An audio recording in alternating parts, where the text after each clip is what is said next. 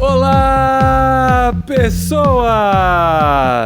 Podcastirmãos.com de número 270 entrando no ar. Eu sou o Paulinho, estamos aqui no Vocari 2015 e com a companhia do nosso grande parceiro Simval Júnior.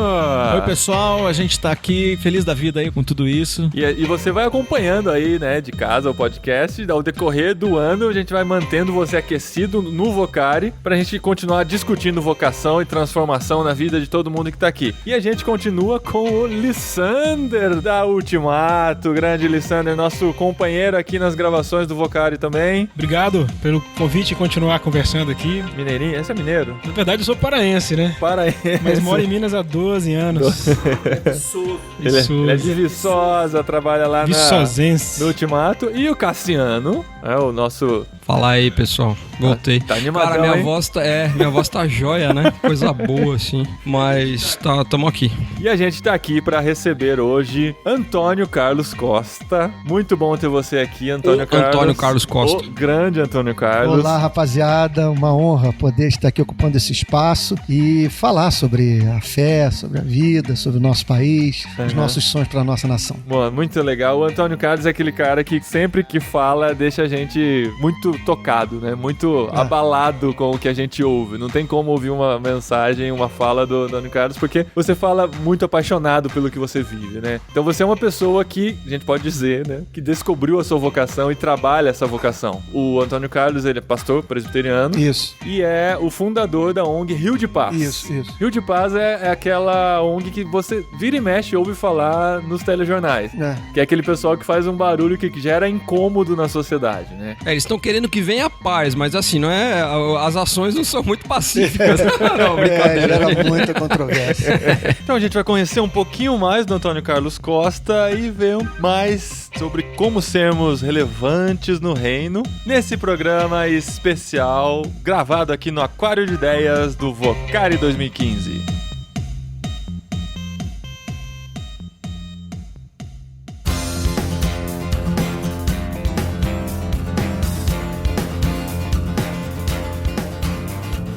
Então, Antônio Carlos, compartilha com a gente, para quem ainda não conhece, como que Deus começou a falar para você sobre essa necessidade com relação à violência, aos desfavorecidos, aos pobres. Eu passei a maior parte do meu ministério ignorando as questões de natureza política. Direitos humanos, pobreza, desigualdade social, não faziam parte da minha pregação. Então, até hoje eu quero entender. Eu acho que parte da resposta dessa minha alienação, desse pouco envolvimento com questões que hoje para mim são tão sérias, a ponto de não conseguir dissociar o cristianismo delas, foi a natureza da minha conversão. Minha conversão foi um encontro com o Jesus que ofereceu resposta para a minha perdição metafísica. Eu inicialmente não me aproximei do cristianismo me sentindo um pecador precisando de salvação. Isso veio depois. Primeiro eu me senti alguém perdido metafisicamente, precisando de sentido para a vida. Então, ao encontrar esse sentido em Cristo e ao ter vivenciado o desespero existencialista de você não ver mais sentido para nada e em Cristo encontrar luz, esperança, paz, propósito para tudo, eu pensei em me dedicar tão somente a essa causa, a causa de divulgar o evangelho, de me dedicar à apologética, a defender o cristianismo, a influenciar o país do ponto de vista assim, cultural, mas só que mais no campo das ideias, mais no campo da filosofia. A gente entende bem o que é isso, né, gente? Pois é, muito foco em implantação de igreja, muito foco em pregação expositiva, muito foco também na fé reformada. Defesa da fé, defesa da fé reformada. Isso mesmo. Mas o que aconteceu é que o contato com a fé reformada é o contato especialmente com um homem chamado John Stott, minha dívida é eterna, né? O John Stott, ele fez teologia da Inglaterra para a América Latina, de uma forma maravilhosa. E aí então, o que aconteceu? Eu tinha a teologia, eu não precisava que ninguém me convencesse de que a igreja deve ter um compromisso com o pobre, com os direitos humanos. Só que essas coisas não eram ênfase no meu ministério. Tanto é que não foi fácil a transição na minha igreja. A igreja padeceu. Essa é uma das perguntas que eu queria fazer fazer, porque eu não sei mesmo. Como é que foi pra tua igreja e mais, como é que é isso pra sua denominação? A minha igreja foi muito difícil, por vários motivos. Primeiro, que a mudança na minha vida foi repentina, e eu não preparei a igreja para isso.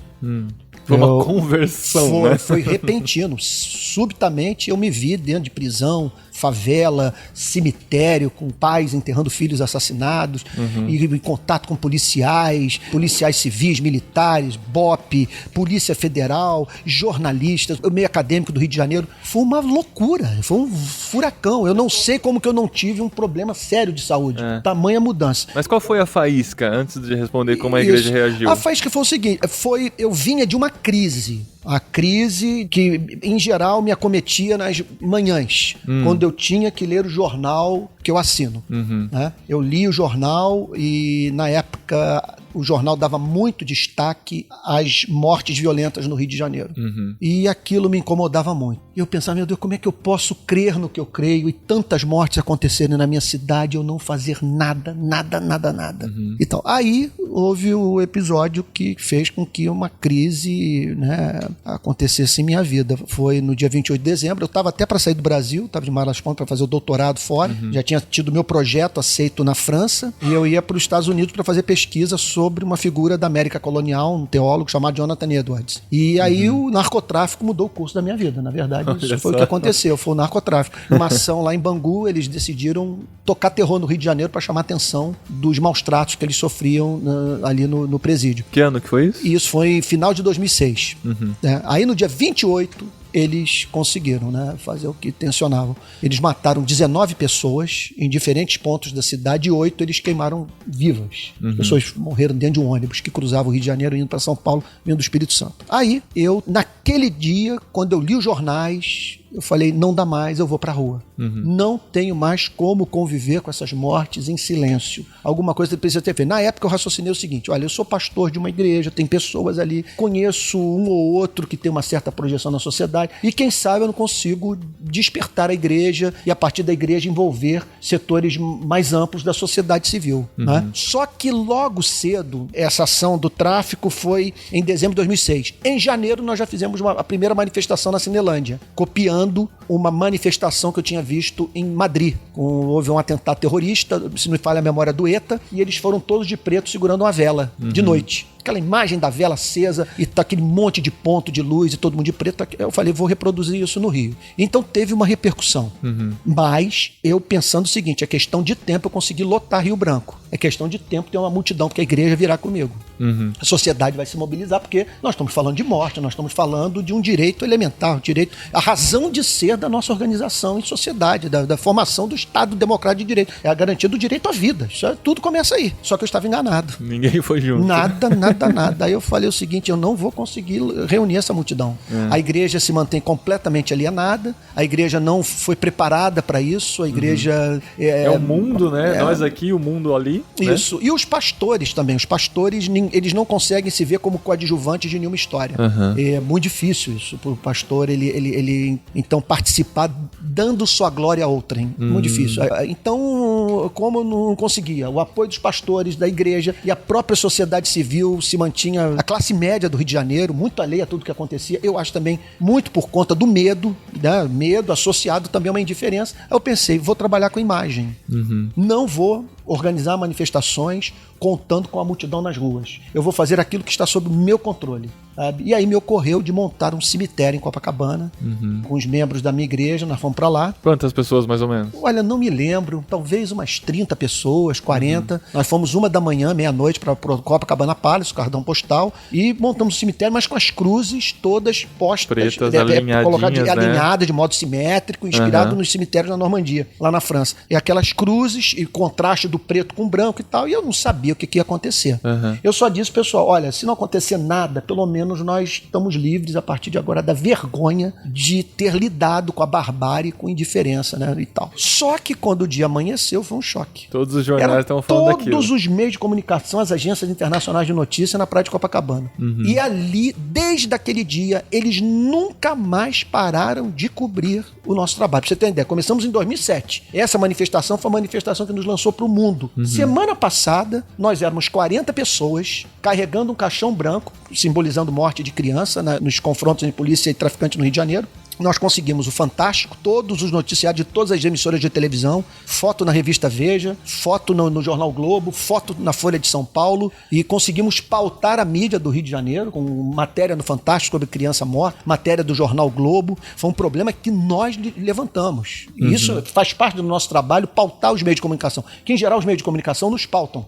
Mas penso que é nosso dever também chamar a atenção dos meios de comunicação, sem os quais a democracia fica capenga, para os problemas que muitas vezes não são oniscientes, né? Eles não estão atentando. E ali então o que aconteceu? Eles não pararam mais de nos cobrir e nós passamos a fazer as manifestações sempre com esse apelo para imagem. E aí foi uma sucessão de primeira página, de aí Le Figaro, vai para tudo, The Independent, The Telegraph, Der Spiegel, aqui no Brasil. E é incrível, a gente até agora e isso faz com que a gente tenha também uma grande arma política, porque quando nós queremos conversar com alguém, eles sabem com quem estão falando, né? Que nós podemos trazer problema.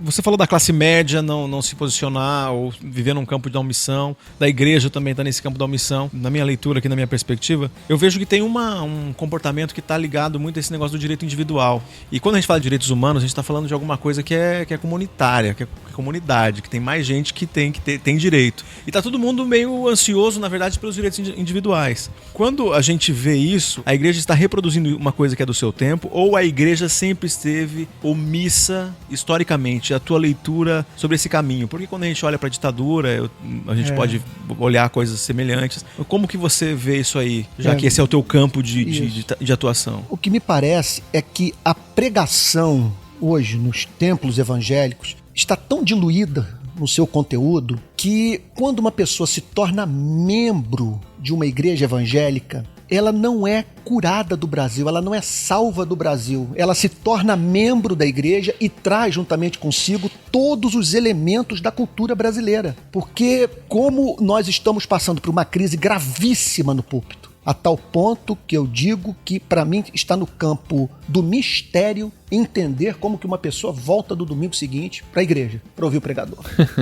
É uma coisa impressionante. E é claro que isso tem seus reflexos. A igreja não passa do púlpito. É muito difícil. Na história do cristianismo, púlpito fraco, igreja fraca. Os grandes momentos de avivamento foram caracterizados por pregação ungida, sabe? Isso é impressionante. Então o que acontece? O Brasil sofre daquilo que Hannah Arendt chamava da cultura da banalidade do mal. O mal do nosso país é banalizado. Ele não nos choca, ele não nos perturba. É impressionante que quando eu estou no exterior apresentando os dados, direitos humanos, de mortes, pobreza do Brasil para americanos e europeus, percebo claramente que o impacto é maior. É sintomático, por exemplo, o site UOL publicou um artigo meu essa semana em que basicamente eu falei sobre pobreza, desigualdade, o Estado brasileiro, o fracasso das nossas instituições que não funcionam e o que isso causa lá na ponta, jogando brasileiro contra brasileiro, por causa dessa desorganização, da incompetência. Eu fui massacrado pela maioria dos leitores do site UOL, me chamando de esquerdopata, canalha, porque você não pode mencionar no Brasil direitos humanos, desigualdade, classe média, essa alienação da classe média, sem que essa mensagem seja vista como discurso da esquerda. Tem nada de esquerda nisso. Nossa, tem nada de marxista. Tem nada de marxismo. Isso é um discurso que pode estar na boca de um social-democrata, de um liberal puro. Mas o interessante foi o seguinte, que eu reparei no Twitter que jornalistas estrangeiros, por exemplo, um correspondente de um jornal inglês que hoje está na China, mas que ele cobriu para o The Guardian no Rio de Janeiro, fala português fluentemente, ele retweetou o meu artigo. Uma correspondente do New York Times, que agora está no USA Today, retweetou meu artigo.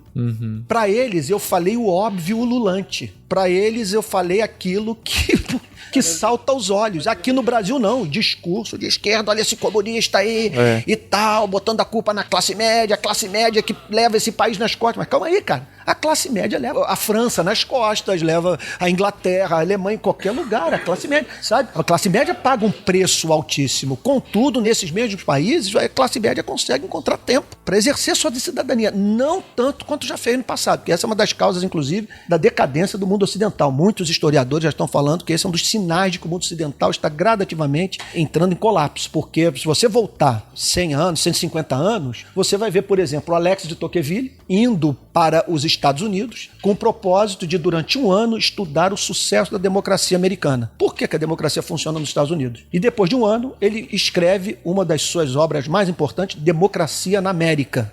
E ele procurando, então, responder a pergunta, por que a democracia funciona nos Estados Unidos? Uma das primeiras descobertas que ele fez, porque o americano, ele se associa para tudo. Ele não deixa a política nas mãos do Estado. A igreja, as associações civis ou as associações livres, eles têm campanha para tudo. Eles não esperam o Estado agir. Eles vão adiante. E aqui não, a classe média não se mobiliza. Deixa eu só dar um parênteses aqui, porque a segunda vez que você... A primeira vez eu já quis ressaltar isso, frisar, e é a segunda vez que você toca nesse ponto. Isso. Primeiro você falou em relação à igreja, a dificuldade até dos pastores de trabalhar juntos, temores que existem por causa disso, etc. Isso. Mas assim, eu acho que eu tô pensando no Vocari e no que a gente tá fazendo aqui esses dias, nos últimos 3 anos, o que a gente tentou construir, e eu toda vez que eu penso nisso, me vem à mente essa verdade. Se essa coisa tá andando, é porque esse pessoal está conseguindo vencer esse problema crônico que a gente tem, essa dificuldade crônica que a gente tem de se associar, de fazer as coisas juntos, entendeu? Sem preocupação se o cara tem essa ou aquela visão diferente da minha, ou se ele vai aparecer mais do que eu, vou aparecer menos, ou se a organização dele vai aparecer mais do que a minha, ou se etc. Sem essas preocupações se tornando secundárias em relação à causa que nos une. Cara, eu acho que a gente poderia fazer tanta coisa a mais que a gente não tem conseguido fazer por esse motivo, por essa questão, essa dificuldade crônica que a gente tem de fazer as coisas juntos. E de ser coadjuvante. E de todos sermos coadjuvantes, né? Todos, em função de algo que é maior do que nós, né? De que é mais amplo do que nós. Você fez essa narrativa e eu ainda fico assim, me perguntando, né? Fico com essa dúvida na cabeça. Você falou um pouco de relação à igreja, né? A dificuldade, mas pensando também na denominação, nos evangélicos, no movimento evangélico brasileiro, como é que você lida com isso, né? Com oposições, com críticas e etc. Porque a gente sabe que isso aí é uma amarra, gente, né? Isso é um entrave, assim, às vezes no nosso caminho. Só para completar esse pensamento, a gente vive um momento de... Você falou de teologia reformada, de aí um renascimento aí, de uma militância em torno da teologia reformada, de oposição a isso que se chama de marxismo, né? De marxismo, de ideias esquerdistas, etc. É interessante, porque até no meio da juventude existe uma coisa forte, assim, nessa linha, né? É verdade. E eu acho que isso torna o teu trabalho mais difícil, às vezes, não? É difícil por vários motivos. Primeiro, que essas questões elas não são ensinadas no ensino público. Isso não é discutido dentro de casa, não é falado à mesa, sabe? Os pais não falam isso para os seus filhos. Então você tem todo esse ambiente cultural. No mundo altamente individualista, as pessoas estão muito focadas na sua ascensão social, sabe? Isso é um fenômeno, inclusive, mundial. Pergunta-se hoje para os jovens e observa-se que sobre o que eles querem da vida, a maioria está focada num grande salário, está focada em ascender socialmente. Então, outro ponto que os pastores estão muito preocupados em manter o funcionamento da máquina eclesiástica. Então, eles chamam os membros da igreja para se dedicar ao funcionamento da igreja, sem nenhuma perspectiva pública. A ética ainda é de ênfase principal no aspecto privado da moral, sem nenhuma perspectiva pública. Então, por isso que é uma igreja que faz campanha quando 2 atrizes dão um beijo homossexual, né?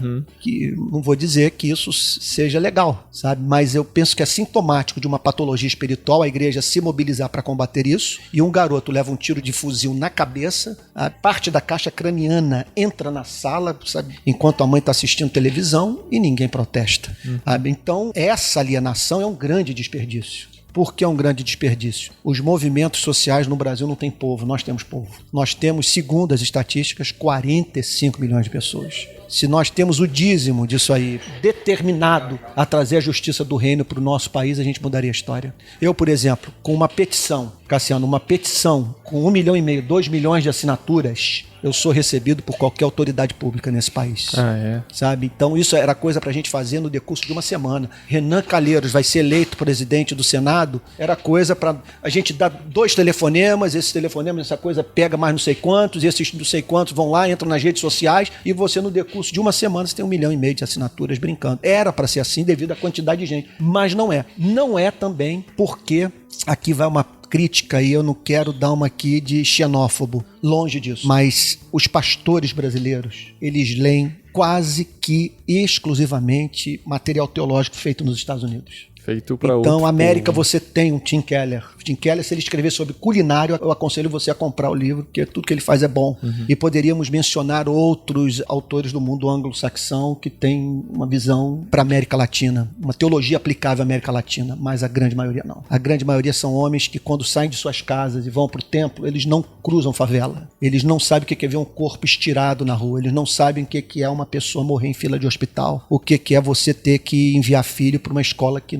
não encanta, que não prende a atenção de uma criança. Eles não sabem o que é você morar num país no qual metade dos bairros não tem rede de esgoto. Então é claro que o que acontece é que o contato com esse tipo de literatura faz com que a gente importe os problemas dos Estados Unidos e não trate dos nossos. Então não estou dizendo que não haja uma igreja nos Estados Unidos, não estou dizendo que não tem gente boa, não tem gente santa, não estou dizendo que nós não temos o que aprender com os Estados Unidos. O que eu estou dizendo é que nós estamos precisando de profetas para a América Latina. Os problemas são outros, né? São outros.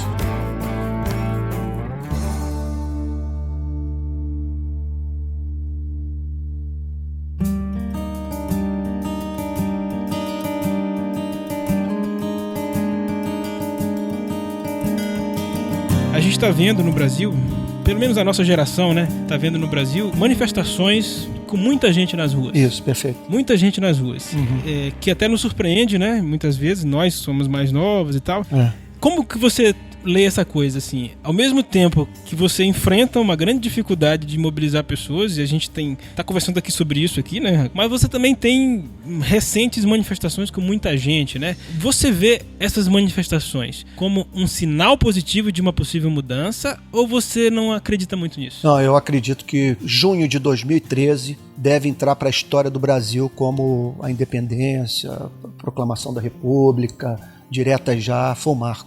Na verdade, isso aconteceu antes de junho de 2013. Tudo tem início na Marcha contra a Corrupção. Aquelas manifestações que houve em 2011, e acredito que nós colaboramos muito, o Rio de Paz. Colaboramos ao lançarmos a petição Fora Renan, foi um fato inédito. Tivemos 450 mil assinaturas, depois 1,5 milhão, fomos recebidos pelos senadores, deputados. Foi um barulho terrível no Brasil. Botamos aquelas vassouras lá em Brasília e participamos de várias... E a lei da ficha limpa, né? A lei da ficha limpa foi um marco, foi pressão política. Pedro Simon, quando nós entregamos o Fora Renan para ele disse pra gente, não esperem do Congresso Nacional. O Pedro Simon é uma referência, né? Ele disse, não esperem desta casa do Congresso Nacional nada de dentro para fora pro país. O que tivermos que fazer pelo Brasil será de fora para dentro. Não saiam das ruas. A ficha limpa foi aprovada aqui nessa casa por medo. Nós mal examinamos. Estávamos apavorados com as ruas. Então, 2011. Aí, 2013 foi sensacional.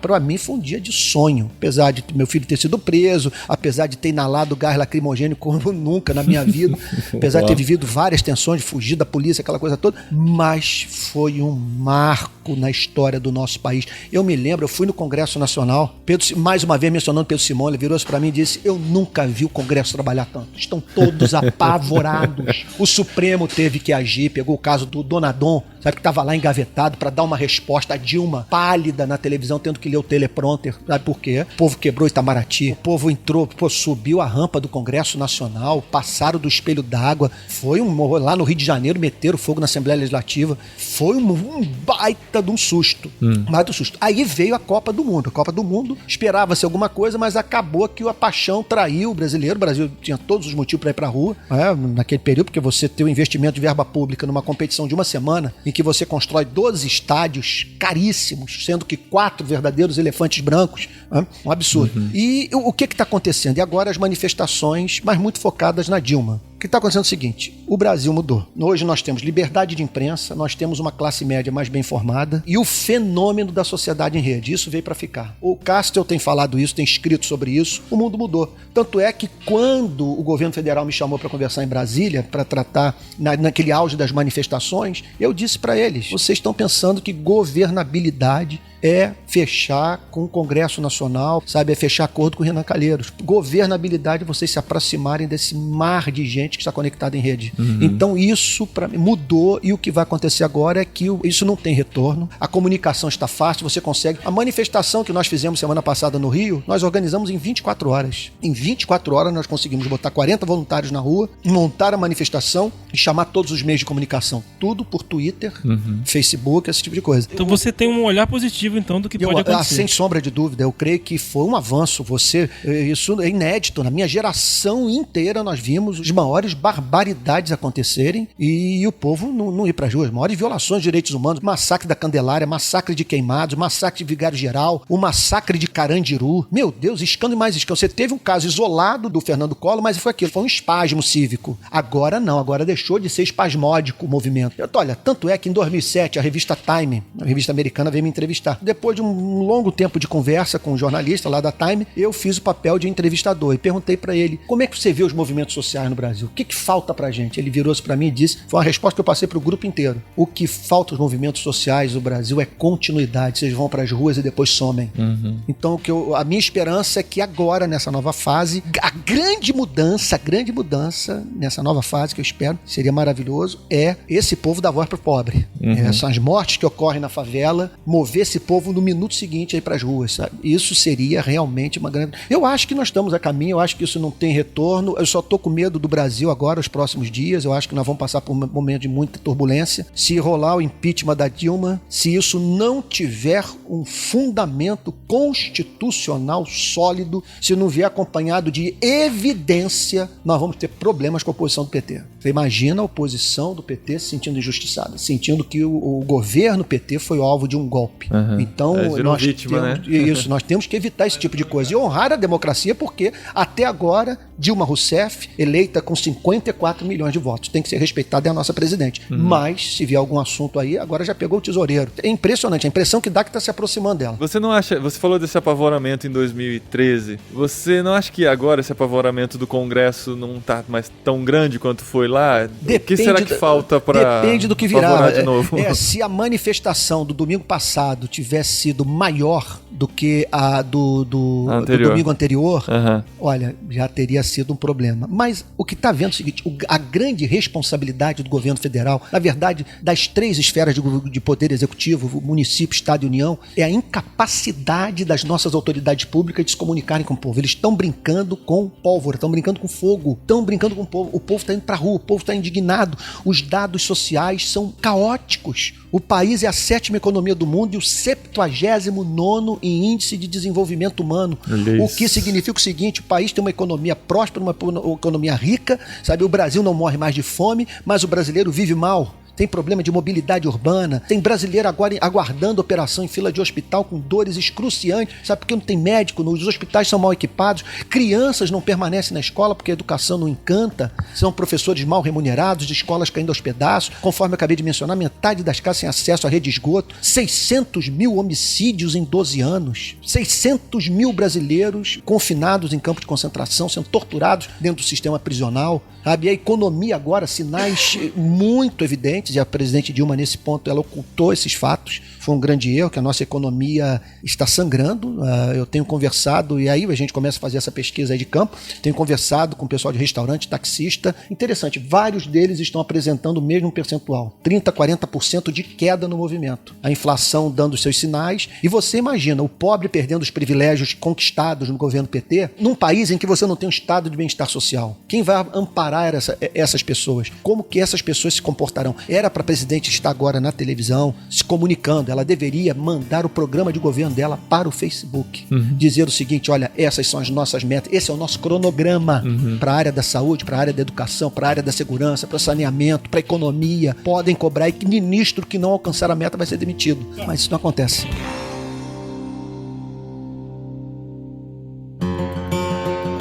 Quando a gente fala de vocação no meio eclesiástico, parece assim, que você descobriu a pólvora e que você não precisa fazer mais nada na sua vida a não ser daquilo que você descobriu. Isso.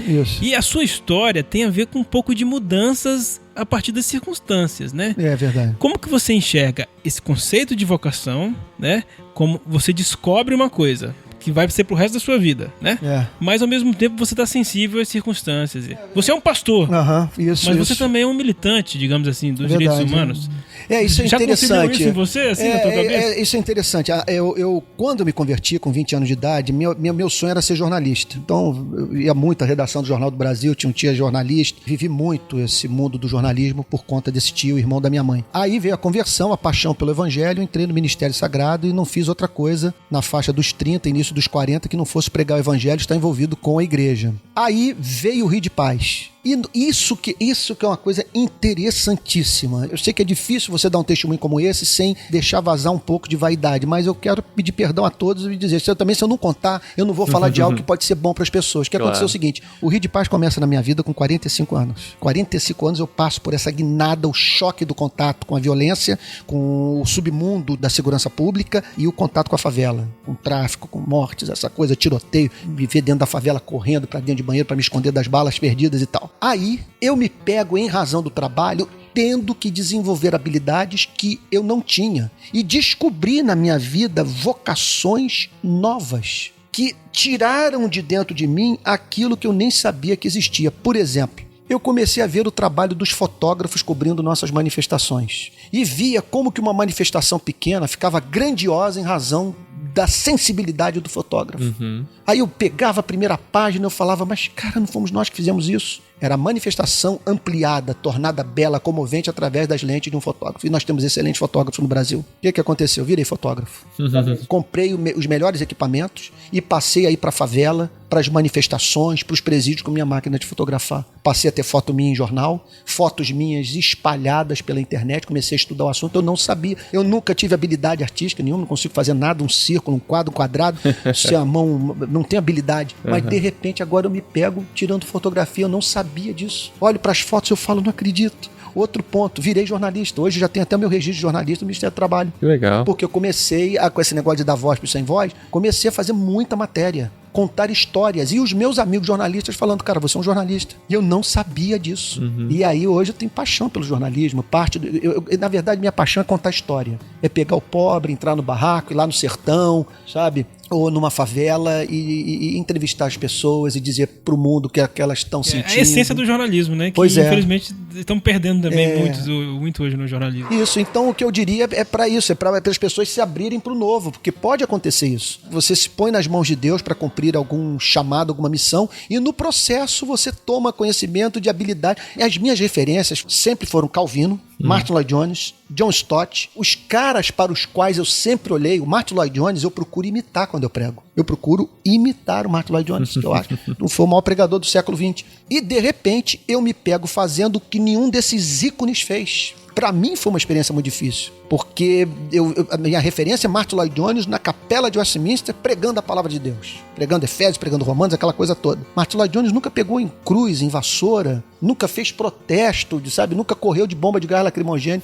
Aí eu vou dar uma de pentecostal aqui. Uma vez eu senti o Espírito Santo falando comigo. Falou, meu servo, você não é ele, você é tupiniquim, você é brasileiro, nascido nesse país e eu quero que você viva a sua história, sabe? Foi uma experiência espiritual. Foi muito profunda, foi a quebra de um paradigma, foi uma ruptura total. Minha mente, eu era um homem pro púlpito, do gabinete pro púlpito, do púlpito pro gabinete. Era 30 horas no sermão, 20 horas, 10 horas, matando de estudar, elaborando meus sermões, preparando tudo e tal, indo pro púlpito e procurando fazer o que eu faço até hoje, que minha paixão é pregar expositivamente a palavra de Deus. Só que o que aconteceu foi isso, quando eu fui pra... Outra coisa que é interessantíssima, foi descobrir na Bíblia um Jesus que eu não conhecia. Aí eu me vi diante do seguinte dilema. Aqui estou eu no Brasil, num país violento, num país desigual, num país cercado de miséria, e tendo essas referências, esses homens que nortearam minha vida até aqui. Aí eu me deparo com o testemunho de Cristo e descubro no Evangelho um Cristo que é visto na maior parte do tempo na rua, andando, literalmente andando em áreas de exclusão, onde se encontravam pessoas em estado de vulnerabilidade, privação, focado no pobre, focado no sofredor. Aí isso foi um grande consolo, quando eu falei o seguinte, olha, se o meu ministério der essa guinada, se eu estiver tanto nas ruas quanto eu estou no púlpito, eu vou romper com o padrão. que eu sempre amei, que eu sempre segui e imitei, e que até hoje eu amo, mas vou estar mais próximo de Jesus Cristo. Que legal. Porque Jesus Cristo, o Jesus que eu conheço na Bíblia, não é o Jesus que vivia enfurnado na sinagoga ou no templo ensinando. Ele é revelado nos 3 anos de vida pública, andando, na maior parte do tempo, andando de vila em vila, de cidade em cidade, aldeia em aldeia. Não só andando, né? Mas tocando. Isso, tocando Curando, em contato com as pessoas. ensinando, Em contato com as pessoas. indo né? até. Né? Antônio Carlos, você falou que a sua igreja, na época, não acompanhou a visão que você tinha. Agora já se passaram 8 anos e você continua pastoreando uma igreja. Você vê essa mesma igreja mais próxima dessa visão de rua? A igreja deu vários sinais de maturidade nesse processo todo. Em primeiro lugar, a igreja me aturou. Já é uma Porque grande aconteceu o bênção. seguinte, a mudança foi muito grande e tudo se tornou muito claro pra mim da noite pro dia. Então é claro que isso, ainda Causa mais pra uma choque, pessoa com né? um temperamento como o meu, você fica inflamado. E eu chegava no domingo depois de ter vindo das cadeias. Depois de ter vindo do enterro de uma criança assassinada, de um policial morto, de uma manifestação. Eu chegava alucinado. E é claro que eu exagerava na dose. Muitas vezes faltando com a educação, com a doçura, sabe? Então, eu acredito que a igreja foi muito paciente. Outro ponto, o conselho da igreja é dizer, você está liberado para exercer sua atividade pública, só pedimos que você venha aqui no domingo e mantenha o meu salário. No presbiterianismo, isso está no campo do milagre. Do milagre, sabe? Isso foi muito legal, muito legal. Agora a igreja até hoje, eu sinto que ela sente, ela é traída pelo amor que tem por mim, porque ela sabe que tudo isso me roubou do dia a dia da igreja, sabe? Então, nós perdemos membros também, isso foi um outro lado difícil. Teve gente que claramente falou, não vim pra cá pra ouvir falar sobre morte, sabe? Eu não vim pra cá pra ouvir esse tipo de sermão. E outro ponto também, que a igreja teve que fazer um esforço hercúleo para abraçar essa teologia, em razão do perfil social, é uma igreja formatada, com a cabeça formatada por um setor dos meios de comunicação que me parece, que eu tenho certeza, apresenta uma visão da realidade que não corresponde à realidade dos fatos. Eu diria que ninguém conhece a realidade dos problemas sociais brasileiros sem experiência de campo. Você tem que ir lá. Não adianta assistir Brasil Urgente, né? Não tem a mínima. Eu, por exemplo, eu não sabia que no sistema prisional você tem pessoas que não cometeram crime nenhum. Um monte de Tem inocente. muita gente assim. Ou que cometeram... Ou que já prescreveu, ou que já cumpriram o a crime pena já há muito tempo. prescreveu e não saíram, ou então cometeram, ou não foi julgado, chamados presos provisórios, ou então pessoas que cometeram crimes insignificantes, pessoas cuja vida não representa nenhuma ameaça à ordem pública. Nenhuma ameaça à ordem pública. Eu peguei lá nas cadeias lá do Rio, na Polinter de Neves, em São Gonçalo, um rapaz cujo crime foi ter tacado uma pedra no carro. Ele era homossexual, o cara passou de carro e xingou. Ele pegou uma pedra e jogou. Eu vi esse rapaz ser posto na cela de uma facção criminosa, só que tinha peitinho, era um corpo de uma mulher perfeito. Não pôde ficar lá 10 minutos. Os caras sem direito a visita íntima. Foi uma loucura. Eu vi um outro que foi preso por ter roubado um bacalhau. Então, outra coisa que me chamou a atenção do sistema prisional é que ele tem cor, ele tem classe social. São pobres e negros e pardos. É muito impressionante isso. Então, e outra coisa também, eu vi homens que cometeram vergonhoso, mas querem mudar de vida. E isso eu só descobri lá. Tony, responde uma coisa aqui, ó. A gente tá falando aí, a gente conversou já hoje sobre uma causa bem específica, bem definida, na qual nós poderíamos nos engajar e chamar o pessoal a se engajar. Se a gente pensar nessa questão da violência, ou talvez mais especificamente nesse problema prisional, o que seria uma reivindicação assim são várias. Justa hoje e que a gente que urgente? São várias. Eu acho que uma reivindicação, olha, tem uma que é muito polêmica, eu não vou nem apresentar porque a igreja está dividida, que é a questão da guerra às drogas, que eu acho uma estupidez. Mas como a igreja é muito conservadora, em razão do tipo de pregação a qual ela está exposta, pensar na descriminalização das drogas ou na legalização das drogas está fora de cogitação. Não vou nem falar sobre isso. Agora, nós poderíamos, por exemplo, cobrar do governo federal e dos governos estaduais, que é a responsabilidade do governo estadual e do federal, do Estado e União, um programa de governo para a área de segurança pública. E você ter metas de redução de homicídio. Você não pode viver numa democracia que permite que 55 mil pessoas aproximadamente sejam assassinadas por ano. Isso é inaceitável. Pois é, uma confusão dessa, por exemplo, isso que surgiu agora, essa... Não sei se é uma PEC, mas é uma discussão nova sobre o armamento. Uma pessoa agora pode ter mais armas do que tinha antes. Estão falando de taxista andar com arma dentro do carro. Uma pessoa que podia ter arma só, tirar o porte de arma com 25 anos, pode tirar com 21. Isso é uma da burrice. onde surge isso?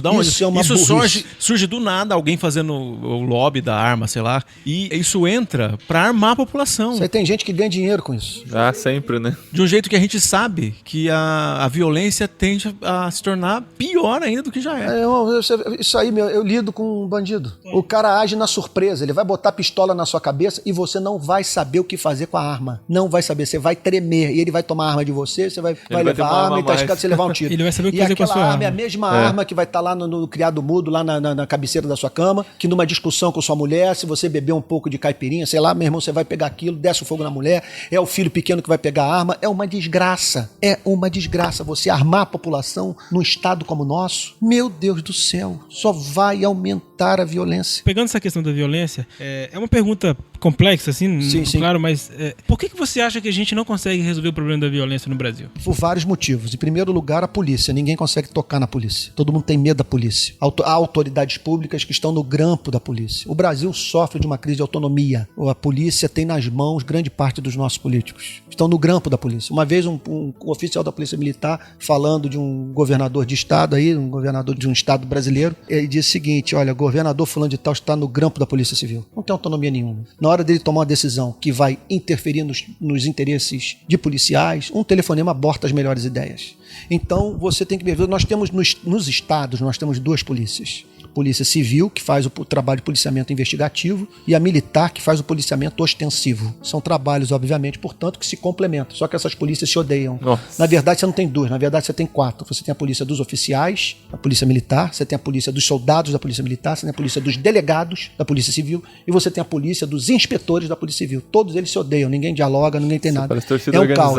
Esse é o problema. Outros problemas têm a ver com o modelo político econômico. Tem a ver com a desigualdade. A desigualdade é uma praga, é um câncer. É um câncer, você vive... A desigualdade, ela gera ressentimento em quem vive à margem da vida e soberba, sabe, para aqueles que olham de cima para baixo e diz que o sujeito é pobre porque é um preguiçoso, não soube aproveitar as oportunidades que teve na vida. O problema da violência tem a ver com uma química explosiva, satânica, que é desigualdade social, mais desiguais vivendo lado a lado, mais sociedade de consumo, mais guerra às drogas, mais Estado fraco. Esse é o problema central. Vou repetir, isso é muito sério. Desigualdade, fosso entre rico e pobre, entre classe média e pobre. Os desiguais no Brasil vivem muito próximos. Você não tem...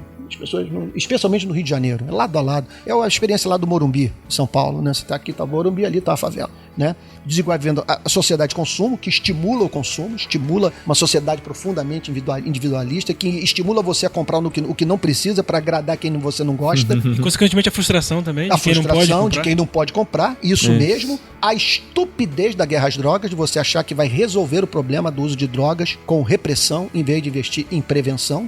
E um Estado no qual as instituições não funcionam. O Ministério Público não funciona contento, Defensoria Pública não funciona também de igual modo, o Congresso Nacional, as câmaras de vereadores. É um país em que as instituições não têm força, não tem meta, você não tem supervisão, sabe? É isso. Até a Polícia Federal?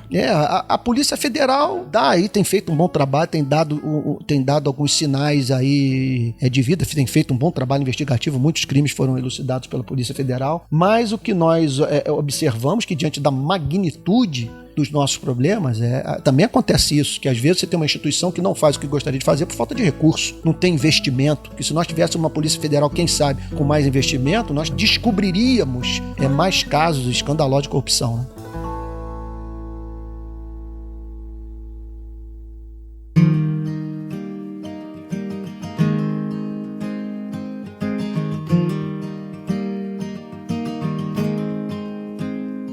Pode acontecer, muita gente tá ouvindo esse programa e reagir como alguns da sua igreja reagiram. Não volto mais aqui porque eu só tô ouvindo falar coisa ruim, né?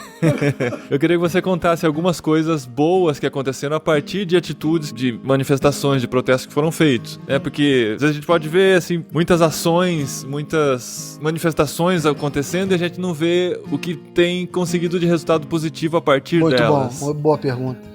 Muita coisa. O que eu acredito é que nós colaboramos para criar uma cultura de protesto de rua, de participação, sabe? Você pegar a quantidade de manifestação que nós fizemos, com a repercussão que houve, Em 2013 eu me lembro da alegria que eu tive de ver várias pessoas nas ruas por influência nossa. Eu acredito também que houve um ganho muito grande para dentro da igreja. Quando a igreja viu cristãos que não negociaram a fé, não abraçaram a teologia da libertação, não abriram mão do compromisso com a evangelização. Se você me perguntar qual é a missão número 1 da igreja, eu vou te responder, é pregar o evangelho. A única pergunta é o seguinte, que evangelho? O que vai ser lá na ponta? Esse que é a questão. Missão número 1, não tem dúvida. Só nós fazemos isso. E nós temos que dizer que Jesus Cristo morreu e ressuscitou. Né? Contudo, não pode sair lá na frente um soldadinho de chumbo, não pode sair lá na frente um androide. Tem que ser alguém com alma. Tem que sair alguém que se compadece do oprimido.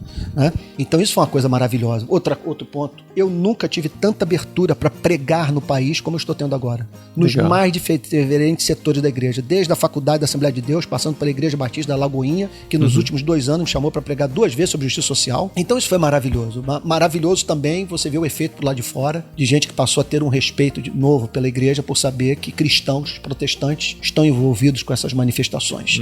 Não é? E coisas práticas também. Você na palestra mesmo falou que conseguiu indenização para a família do menino que foi assassinado. Na verdade, nós tivemos alguma colaboração. Eu não sei se nesse caso nós conseguimos as assinaturas e tal, mais de 2.000 pessoas pediram a indenização, mas a pressão sobre o governador foi tamanha que eu acho que essa vitória não foi uma vitória exclusivamente nossa, porque a opinião pública está muito contra o que houve lá no Complexo do Alemão. Né? Agora, foi uma grande vitória, por exemplo, nós pressionarmos o Estado para criar a primeira delegacia de pessoas desaparecidas. O Rio de Janeiro não tinha uma.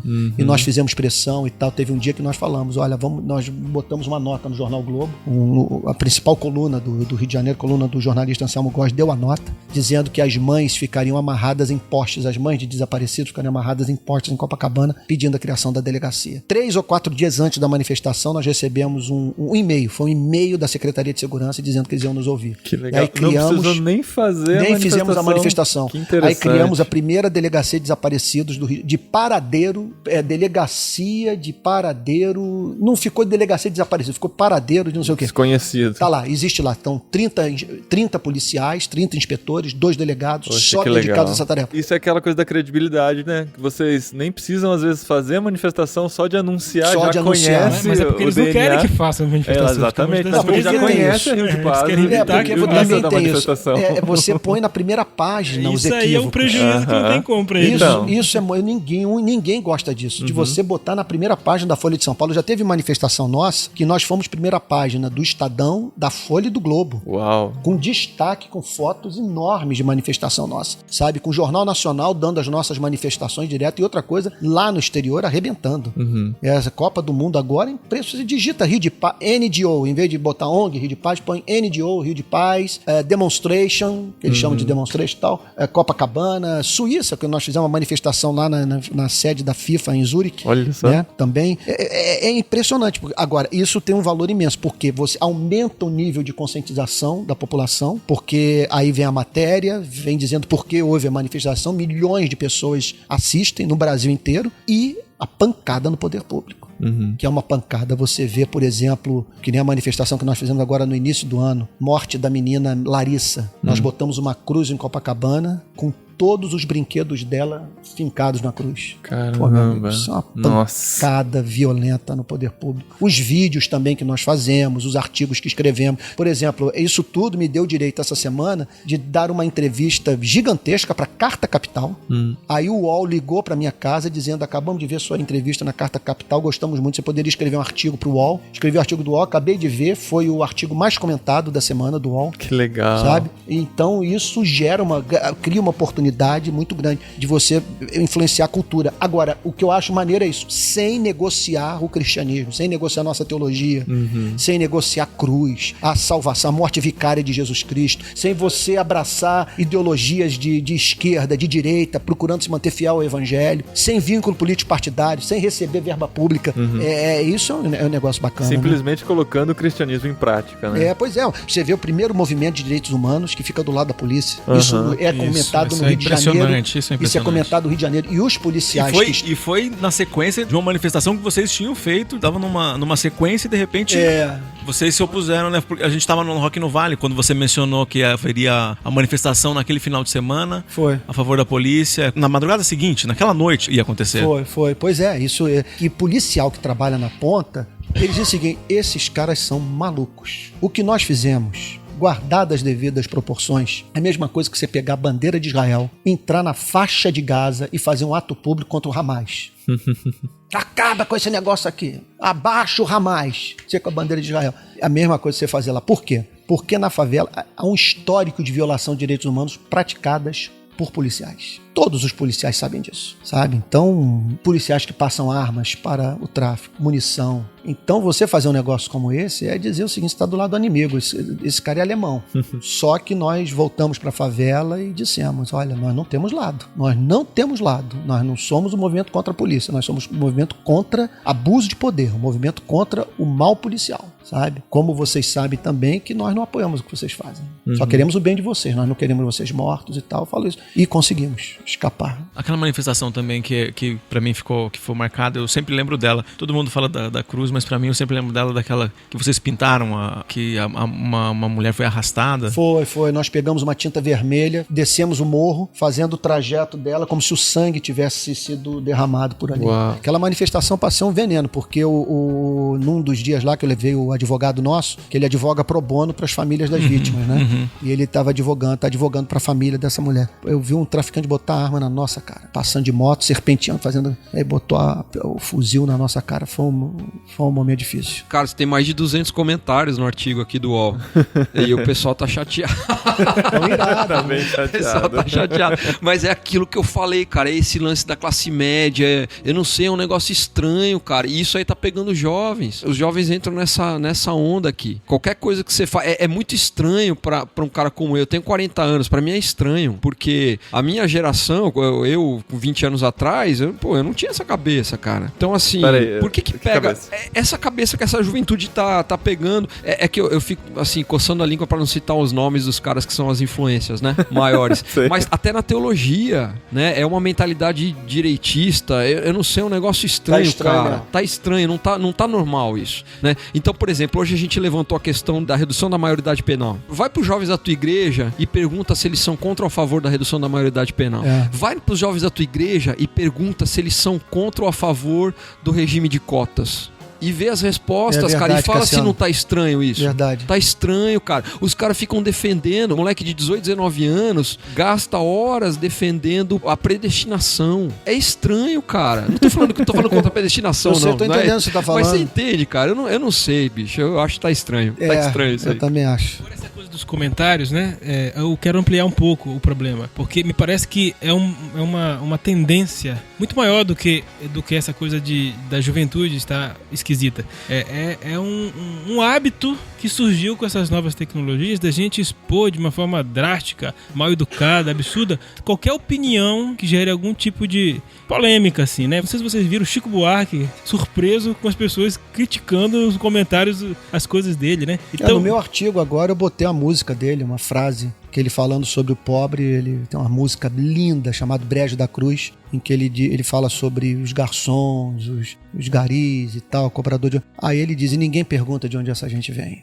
Aí eu ponho, rapaz, teve gente falando, deixa o Chico Buarque em Paris, não traz ele pra cá não. Mas qualquer artigo que você for escrever, que seja um artigo de uma relevância, de um tema nacional, vai ter gente passando do limite nos comentários, seja com causas até do lado direita, digamos assim, não só do lado esquerdo, Essa né? semana uma mulher me chamou de burro. Ela leu o artigo do UOL, ela disse o seguinte, olha, ou Antônio Gramsci e Karl Marx estão fazendo sua cabeça, ou então só é um burro em estar apoiando a esquerda. Olha, tenta ver marxismo no texto do UOL. Eles vêm. Eles Não tem conseguem. nada, não há nada que você possa dizer o seguinte, isso aqui é um discurso estritamente marxista. Eu não falo sobre luta de classe, eu não falo sobre revolução do proletariado, não falo... Não, você defendeu o povo, você é Só marxista. tô falando de pobre da classe média. Gente, a classe média brasileira é uma classe média que dá voz pobre. É uma classe média que... Não. Gente, ficaram irados. Eles estão dizendo que isso é discurso de luta de classe, que você tá jogando o pobre contra o rico contra o pobre. Pô, longe disso. Eu tava provocando. E agora, isso também fica uma lição aí. Se você quer entrar nesse mundo, prepara o casco. Irmão, é verdade, apanha, é verdade. chapa quente, se apanha. Se eu fosse ligar para esses comentários, eu ia entrar no meu quarto, trancar a porta e ficar na depressão. Eu confesso a vocês, eu li o texto, reli o texto, Falei o seguinte, eu não tiro vírgula disso aqui porque é o que eu estou vivendo. Eu sei o que é você voltar de uma favela, tá lá o corpo crivado de bala e tá a pessoa morta. Eu sei o que é você voltar de um barraco lá caindo aos pedaços e não ter ninguém gritando, ninguém do lado do pobre, ninguém dando voz. Então não tem, é isso que eu tô vendo, cara. O que eu tô vendo, meus amigos americanos e tal, europeus, eles não entendem o silêncio da nossa sociedade. Isso não dá pra entender mesmo, né? Tanta coisa, tudo que a gente tem ouvido, a gente ouviu na plenária agora há pouco e ouvindo aqui, a gente tá conversando, é um incômodo grande demais. No trabalho que eu faço, sou diretor de uma ONG também do Expresso Ação, a gente tem alguns trabalhos sociais e essa mobilização, então eu sou filiado ao RENAS e a gente se posicionou claramente como RENAS contra essa redução da maioridade penal. Bom, pra ter uma ideia, tem o deputado Carlos Bezerra lá de São Paulo, ele promoveu uma audiência pública na sexta-feira, eu não pude estar lá porque eu estava aqui. Finíssimo. Isso, aí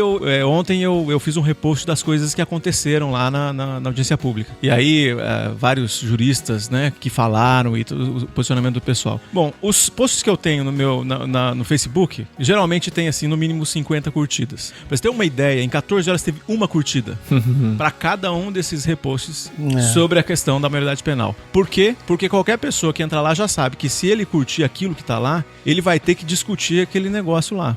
Então as pessoas já se omitem. Naquilo, né? Já se omitem, preventivamente, né? Uma omissão disso. Então, esse posicionamento que eu tenho, né, ainda também como pastor e dentro da organização, então já gera toda uma pressão política dentro da igreja e fora dela que incomoda, né? Desse incômodo. Eu fui falar que eu não quero a Dilma sangrando até o final do seu mandato, porque isso representaria desgraça para o pobre. Rapaz, nego ficou irado comigo. Você tem que arrancar essa vaca, essa vagabunda. Aí você é direitista, né? Aí, não, você não tem condição, você não tem jeito. Se você fica com Cristo nessa discussão, nesses debates públicos, você tá apanhando todos os lados. Você não tem como, você apanha de todos os lados. Eu tenho uma galera do PT que me segue, eles vivem dizendo que eu trabalho pro PSDB e que eu sou a ONG da TV Globo. O tempo inteiro. Impressionante, são pagos pra isso. Agora, a galera da direita fica irada quando eu digo, eu não quero a presidente sangue, eu quero o sucesso da minha presidente. Não concordo. Eu tenho bronca, ela, né? Eu tenho bronca, eu não entendo como que pode governar um país dessa maneira, mas é minha presidente. Agora, se tiver que cair, vai ter que cair, mas tem que ter fundamento constitucional, não vai cair de qualquer maneira, porque democracia não se brinca. Ela tem 54 milhões de votos.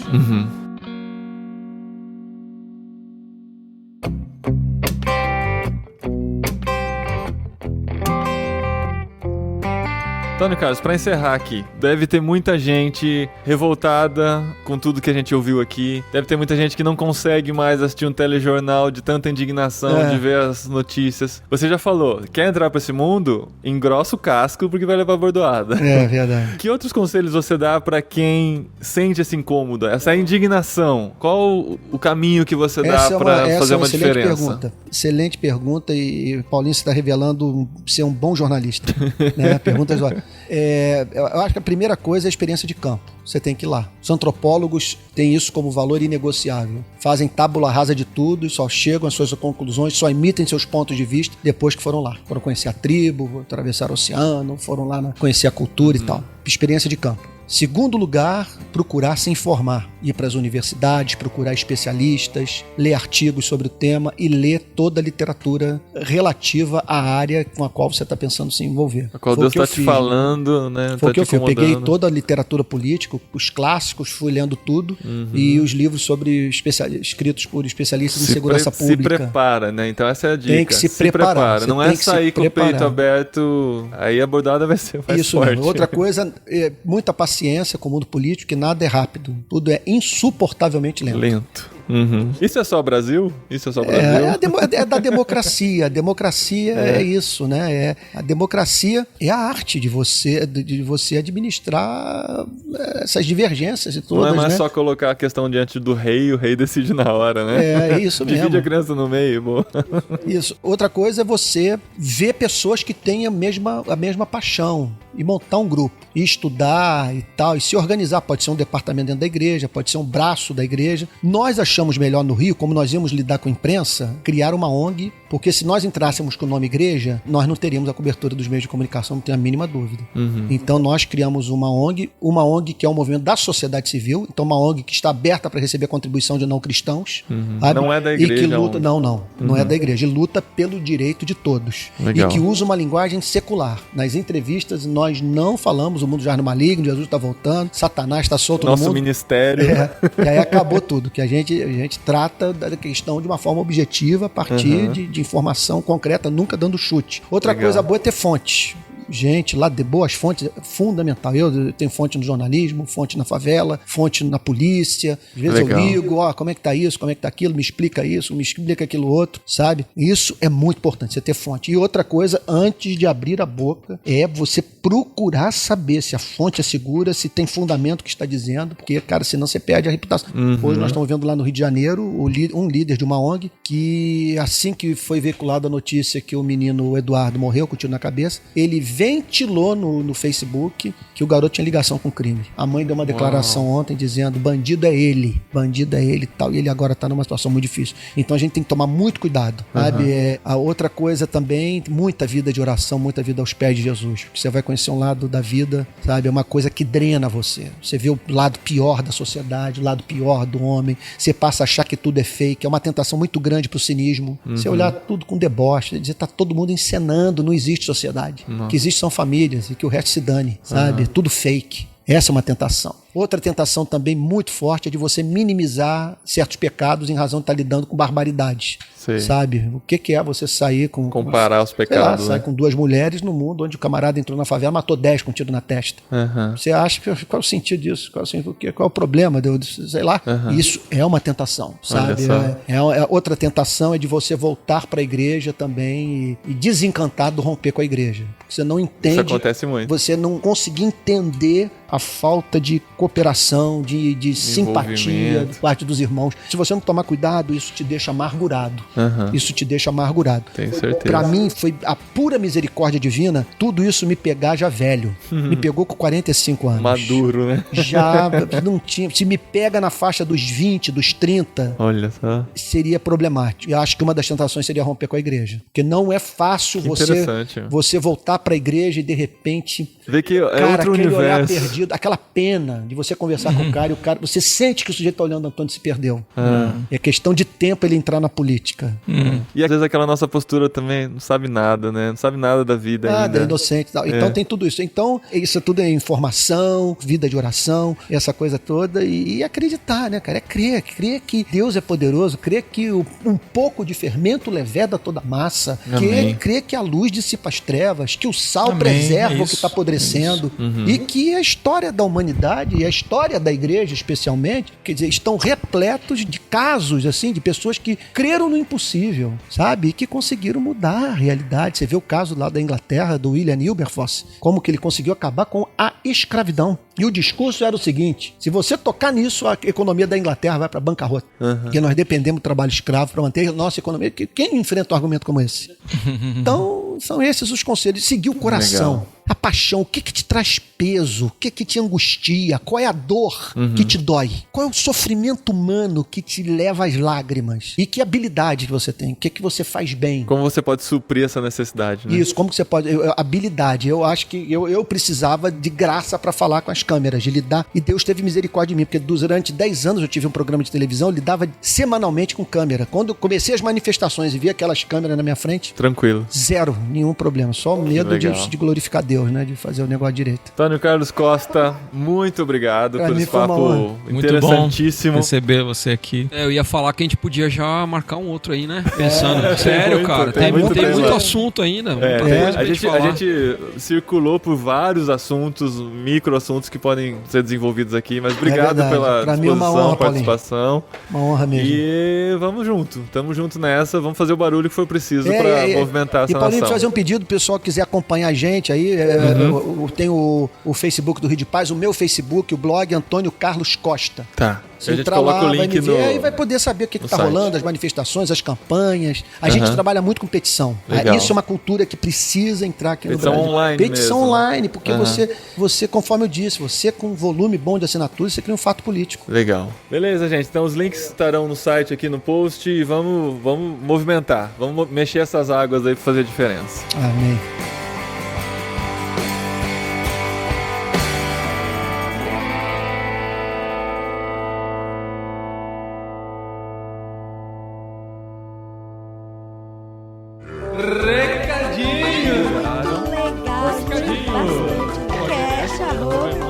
No programa anterior. Muito obrigado.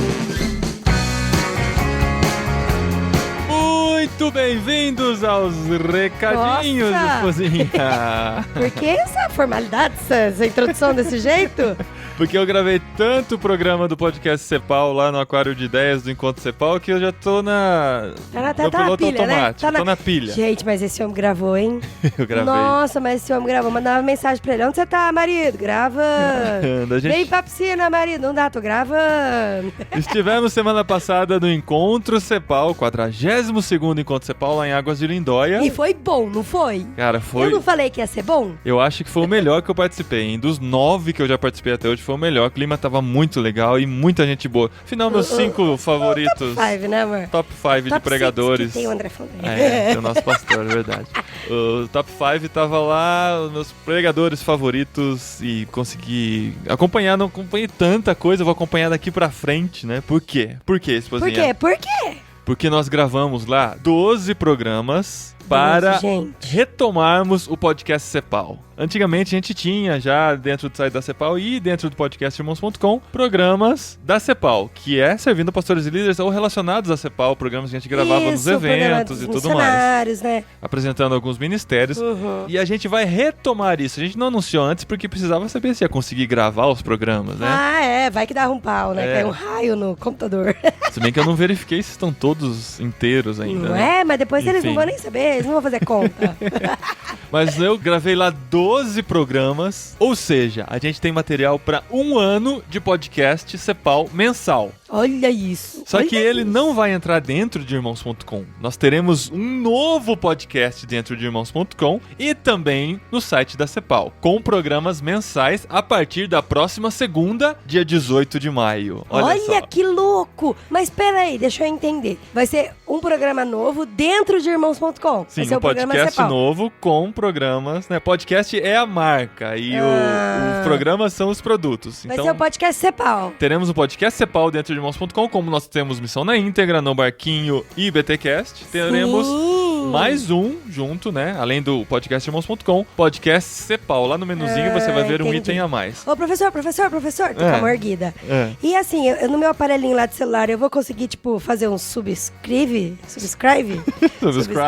Esse aí. Vai. Nós teremos um feed próprio, então você, a partir de terça-feira, né? Segunda-feira eu vou passar preparando toda essa parte. E a partir de terça-feira você terá acesso ao feed. Então você vai entrar lá no Google Play, ou sei lá como é que funciona, você vai instalar um aplicativo de podcast para o Android, se você não tem ainda. Eu uso o Downcast, é a mesma coisa.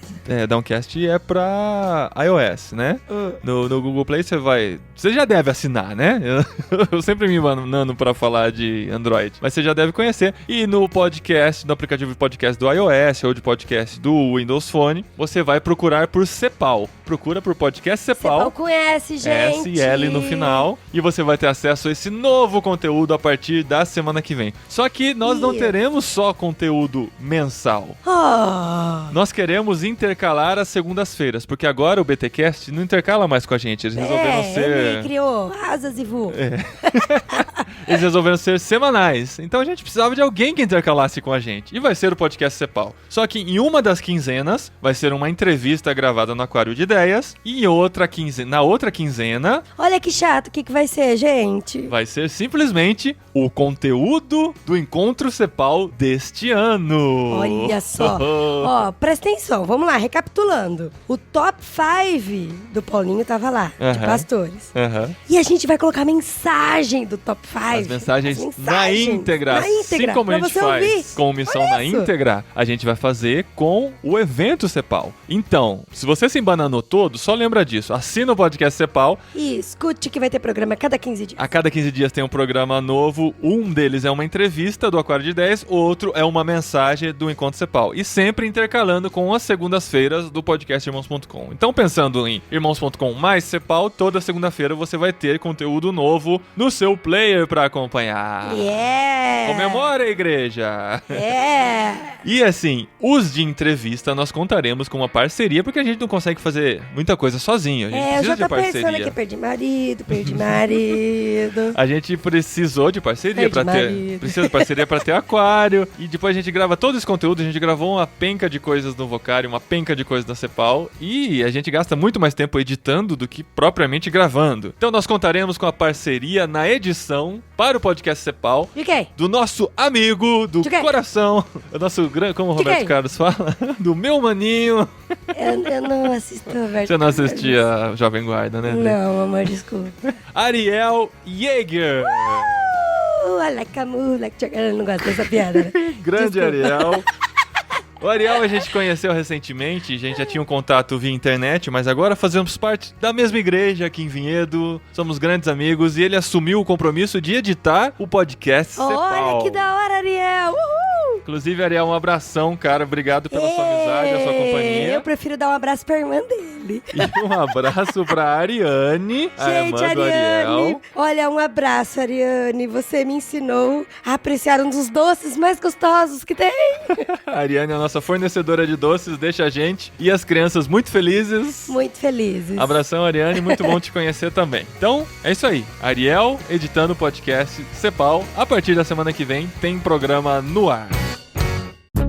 E como você percebeu, esse programa de hoje que você acabou de ouvir, inclusive, Dri, de cair muitas escamas dos olhos. Você vai ouvir, né? Você tem ouvido, eu tô feliz, você tem ouvido os podcasts. Ouvindo. Eu não faço ideia de que programa você tá falando, mas eu vou ouvir. Vai ouvir. E esse programa também foi gravado no Vocari, como você percebeu. E o programa anterior foi o nosso esquenta do Vocari, né? Então a gente quer ler um dos comentários, como a gente quer voltar a ler comentários e e-mails e sinais de fumaça, a gente quer ler o comentário da Simone Santos, que inclusive... Ela fez uma menção pra mim, ó. A Simone, ela é de Maringá, né? Ela tá com Altamira aqui no Pará. Mas ela mudou-se pra Maringá com seu marido Danilo, e são eles que começaram a Aleluia Bells, aquela camiseteria de que falamos no último programa. Show demais a camiseta, gente. Que isso. Tecido bom demais e as frases muito da hora. Curti. Eu fiz sucesso lá no Encontro Cepal com a camiseta. É verdade. E ver o pessoal do Resgate usando nos shows também é muito massa, né? Inclusive tem Resgate na nossa igreja dia 30 de maio. Não, vocês não estão convidados. O André falou que não é pra chamar crente. Então olha lá o recadinho da Simone. Já estava aqui à espera dos podcasts do Vocari. O esquenta ficou bom, bem esclarecedor sobre os sonhos e intentos do Vocari. O evento foi muito bom. O desejo é que vidas tenham sido despertadas para colocar a mão no arado. Ao contrário do Wesley, conheço e sou fã, sim, do Irmãos.com. Toma essa, Wesley. Paulinho e Adriana, vocês são bênçãos. Pena que a Adri não veio. Na próxima a gente vai tentar, né, Adri? O próximo Vocário a gente vai tentar. Se os meninos estiverem mais tranquilinhos, né? Vamos ver. Eu quero muito que você esteja lá, Adri. E o Wesley finalmente ouviu um programa do podcast Irmãos.com. Ele ouviu o esquenta do Vocário. E agora ele sabe do que se trata. De passar no cabelo, não. Valeu, Wesley, valeu pessoal do Team Street que estão divulgando aí também o podcast. E valeu todo mundo que divulga o podcast Irmãos.com. E um abraço pra Simone e pro Danilo, lá de Maringá. E esposinha, chegou a grande semana. Rufem os trambores. Rufem o quê? Os trambores? Não tem esse efeito. Tremores, daí ficou trambores. Nesta semana, dia 14 de maio de 2015, estreia nos cinemas. Teu filho com outras pessoas. Porque acho que tem censura, 12 anos, alguma coisa assim. E vá para o cinema nesta quinta-feira. Mas vá. Tem que ir nesse fim de semana, gente. Vá assistir Metanoia, Mães de Joelhos, Filhos de Pé. Gente, o filme é bom demais. É o filme dos nossos amigos da For You Filmes e a companhia Giovanni Si, que conseguiram chegar ao cinema com um filme cristão, com mensagem mensagem cristã. Gente, mas o filme, ó, porque eu sei, eu já fui que nem você, ouvinte, preconceito com filme cristão. Não vou assistir que deve ser aquele evangeliquez danado. Não é. O filme é bom. O filme é bom. Uma grande Assinado produção. Dri. É uma Vale grande alguma coisa? produção e a gente quer que você tire fotos na fila do cinema, não dentro da sala do cinema, tire fotos na fila, entrando na sala e posta com a hashtag... Bate foto na frente do cartaz. Bate foto na frente do cartaz e posta com a hashtag Filme Metanoia. A gente quer ver suas fotos, a gente quer fazer barulho, a gente quer fazer todo mundo assistir esse filme. Assiste no primeiro fim de semana, volta depois, enquanto estiver em cartaz, descobre a sala de cinema mais perto de você que está passando, leva a galera, vai com a igreja, vai com os amigos e faz barulho. Vamos fazer esse filme bombar, todo mundo assistir, pra que a gente tenha mais conteúdo assim de qualidade no cinema. E continue telefonando no cinema que não tem. Eu não sei se agora adianta mais, né? Porque já decidiram onde vai passar. Mas não custa nada. Chega lá, por que nesse cinema não tem metanoia? Não, amor, não. Quebra tudo, né? Vai pra rua, faz manifestação e tal. Camiseta, não. Mas ó, posta foto e marca na hashtag Filme Metanoia, que a gente quer acompanhar todo mundo que tá assistindo o filme. Posta no Facebook, no Twitter, e marca no irmãos.com. Instagram. Marca Marca a gente que a gente vai acompanhar tudo isso também, tá bom? Metanoia Não, é nos porque eu quero ver a cinemas. foto dele. Isso aí. No próximo sábado, 2 dias depois da estreia de Metanoia, inclusive, Dia 16 de maio de 2015. Inclusive, Irmãos.com, a gente tem a contagem regressiva pro filme, né? Você viu, esposa? Aqui, ó. No caso, faltam que da hora. 3 dias pro filme. Irmãos.com está caracterizado de Metanoia. É muito da Mas nesse sábado estaremos em São Bernardo do Campo, a passando cidade frio em onde São moramos Bernardo. durante 9 anos. Eu gosto de São Bernardo. Voltaremos gente. para lá, porque daremos uma palestra da qual você, pai, está convidado. Para a qual você, pai, está convidado. Sua palestra é muito da hora, não é só pra pai. Eu sou bom. Não, a palestra que é da hora. É porque eu ajudei a fazer. A gente fez junto. Cujo tema é as redes sociais e seu impacto na família pós-moderna. Gente, chama a Escola de Paz. Mas, na boa, qualquer um pode assistir e se deliciar dessa palestra. Será... É boa mesmo. Obrigado.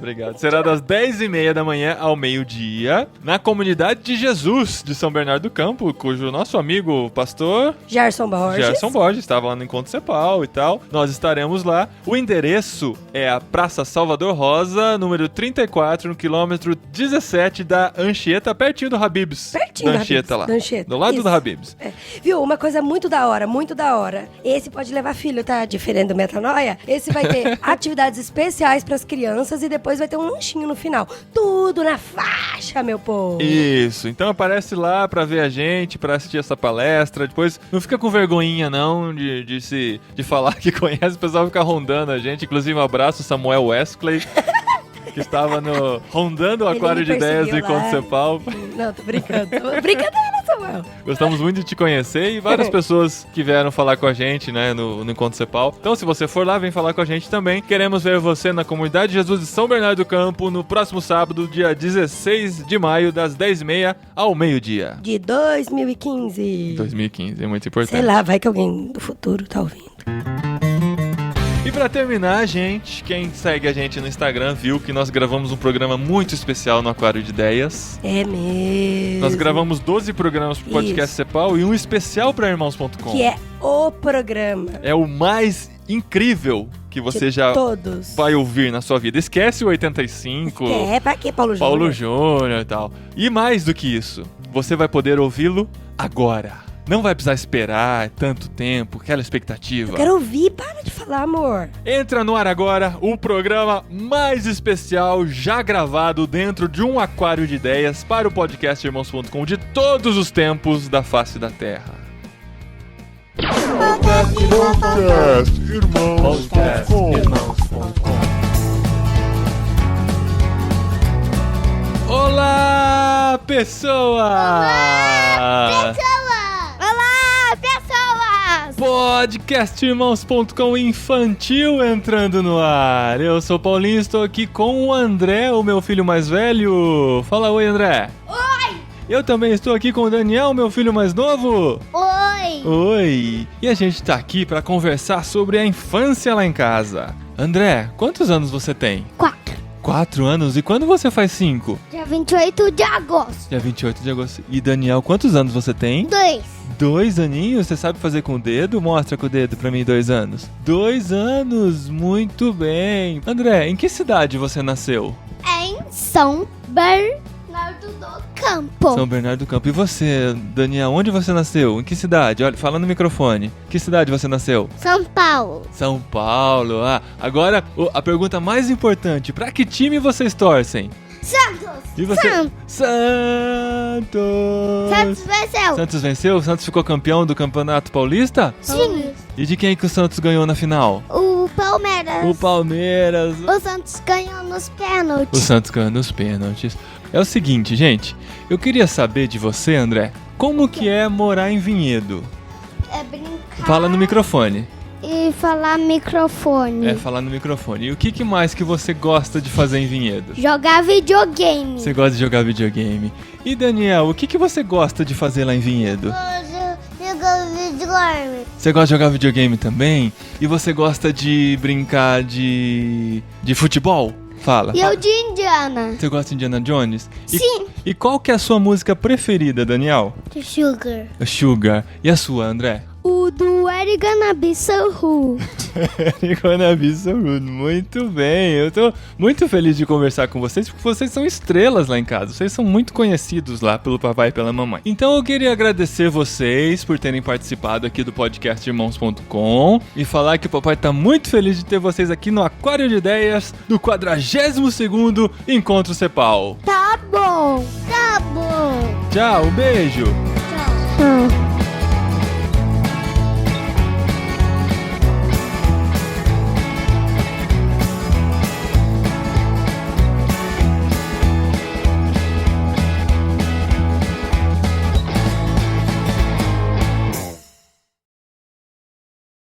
Where you gonna be so? Don't you know gonna so? Where you gonna be so? Oh, Maria, Maria, Maria, Maria, Maria, oh my, say Maria, we feel where you gonna be so? Muito bom, muito bom. Agora é a vez do Daniel. Daniel, canta um pouquinho da sua música favorita. Sugar. Yes, please. Canta mais um pouco? Não sei. Tá bom. E qual que é a música favorita da mamãe? Girl says hallelujah.